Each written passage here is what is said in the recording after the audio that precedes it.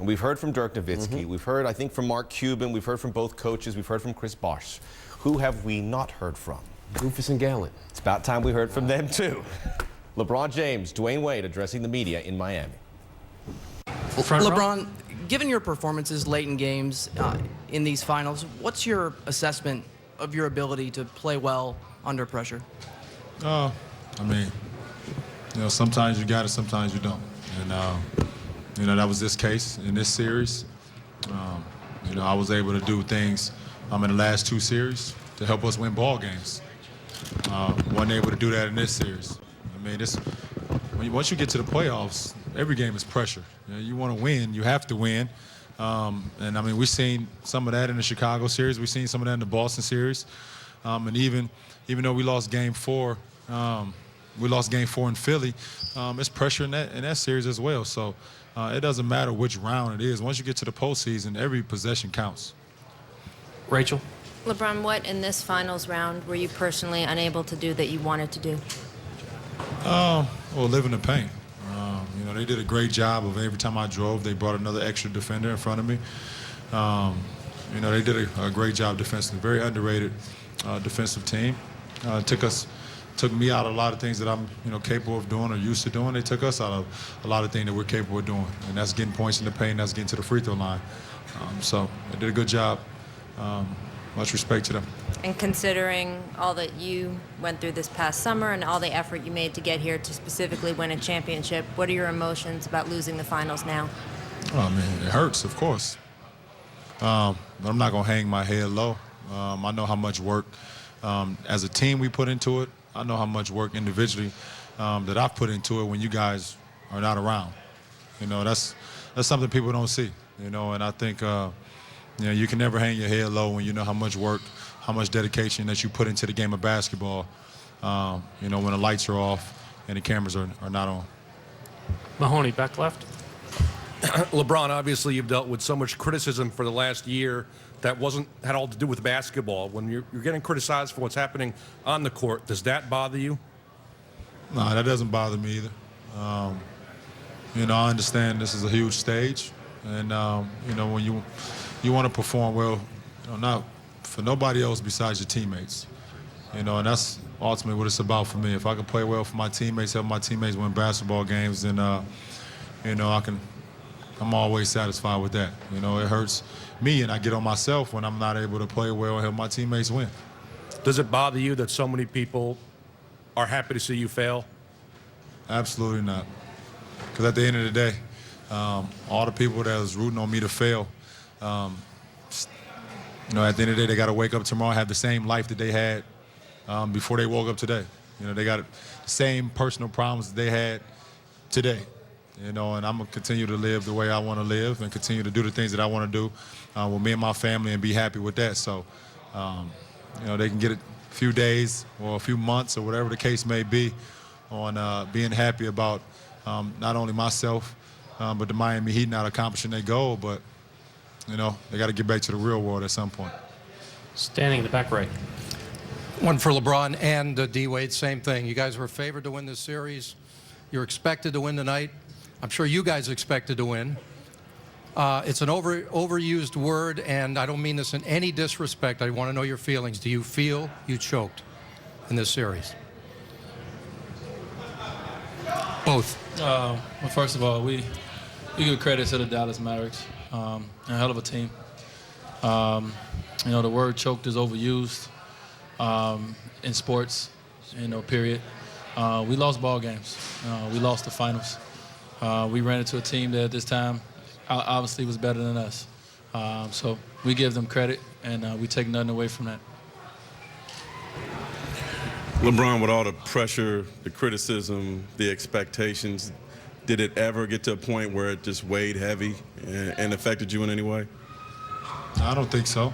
I mean, I pretty much don't listen to what everyone has to say about me or my game or what I've done with my career. I don't get involved in that. I mean, this is year after year after year for me. Me as an individual, people write or say what they want to say about me. It doesn't weigh on me at all. Like I said, the only thing that weigh on me is when I don't perform well for my teammates and the guys that I play for every day. That's the only thing that weigh on me, because I take pride in going out there and doing the things that need to be done to help my teammates win. That's it. What was going through your mind entering the fourth quarter, knowing you guys had that hole to get out of? What was kind of your mentality? Well, we came for on both of you guys. Honestly, it was about fourth quarter defense and then trying to get buckets. We got into a good groove to start the fourth. I think J.J. Barea's three at the end of the shot clock was a huge shot. Put him up 7. That was a huge shot. I think it was 81-77 at that time. He hit a three at the end of the shot clock. Once we played defense 23 straight, great defense for 23 straight seconds, and then he hits a shot like that, so it kind of took a little bit out of us. But you can't, you don't want to dig a hole like that against anyone, especially on your home floor going into the fourth. Tim.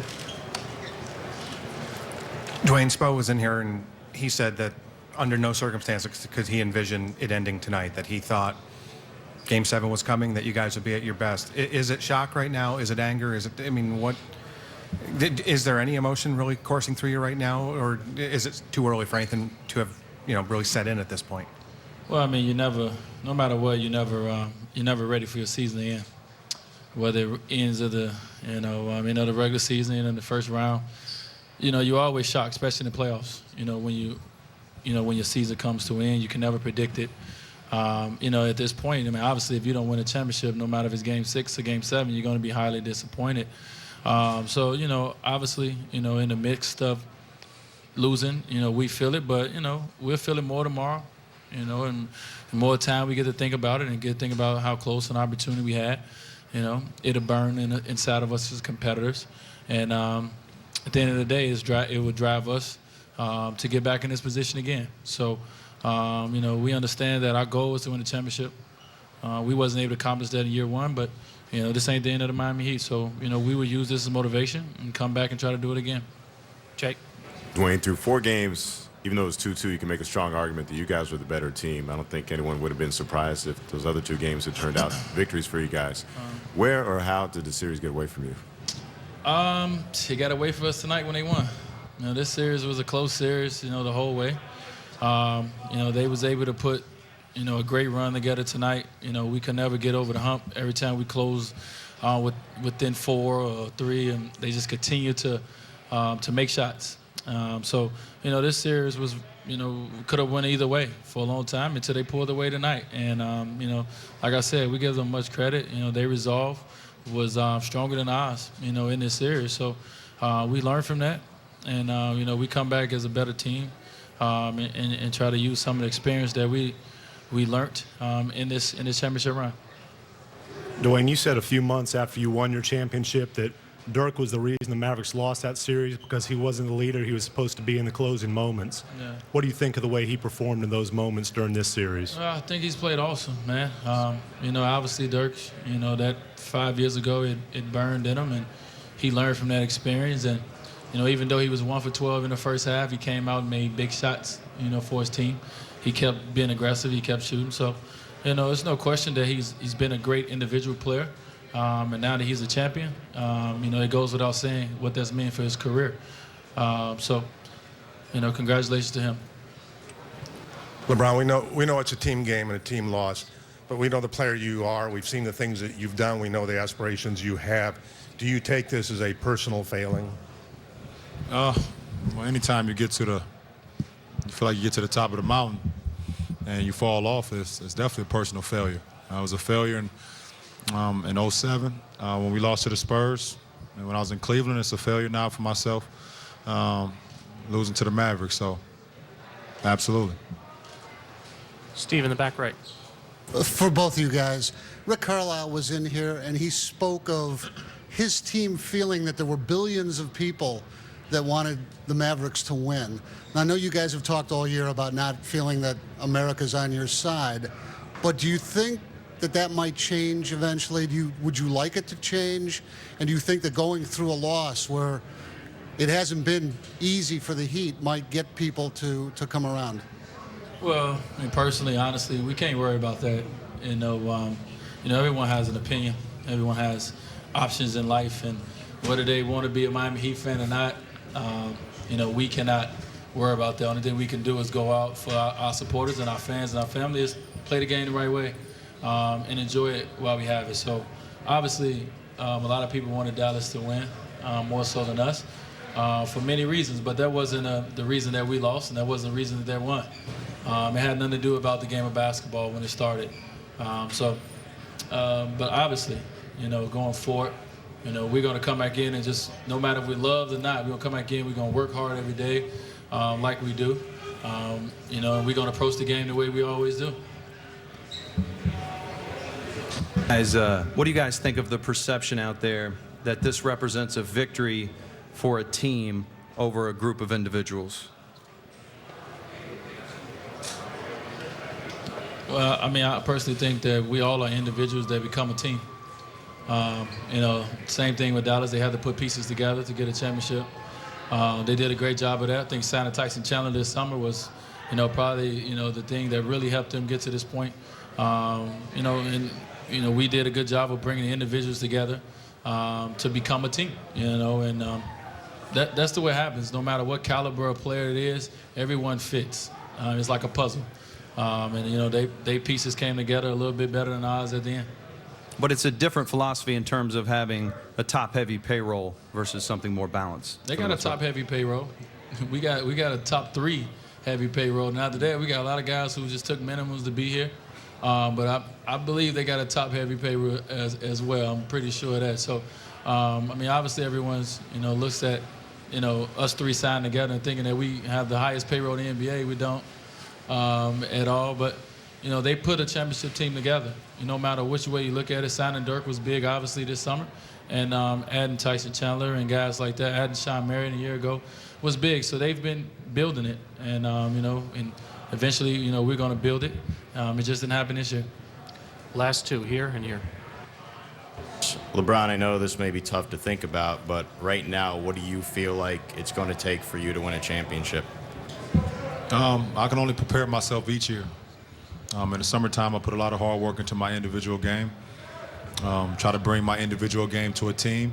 And, I work hard every day as an individual to go out there and perform at a high level for my teammates and for myself.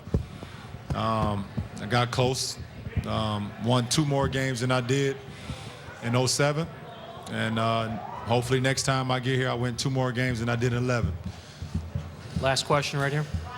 LeBron, you were a closer in the Chicago series, probably the best player in the NBA, no offense, Dwyane. But everyone's going to figure out or try to figure out what happened in these fourth quarters in terms of not closing like you did in the East Finals. What was the reason for that? And in terms of lacking your usual aggression, the way it appeared, everything okay off the court in terms of distractions or anything like that? I've been in this league 8 years. There's no distractions that can stop me from trying to chase an NBA championship. Not you guys, not anything that goes on that's not focused on my team and my teammates and what we're out there and what we're out set to do. Like I said before, I work hard to try to put myself in position to play at a high level. When you go out on the court, does the ball always go in? Absolutely not.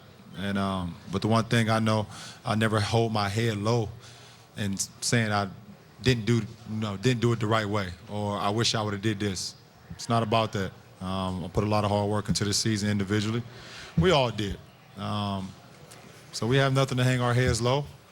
Just use this as a extra motivation to help myself become a better player for next year. Thank you.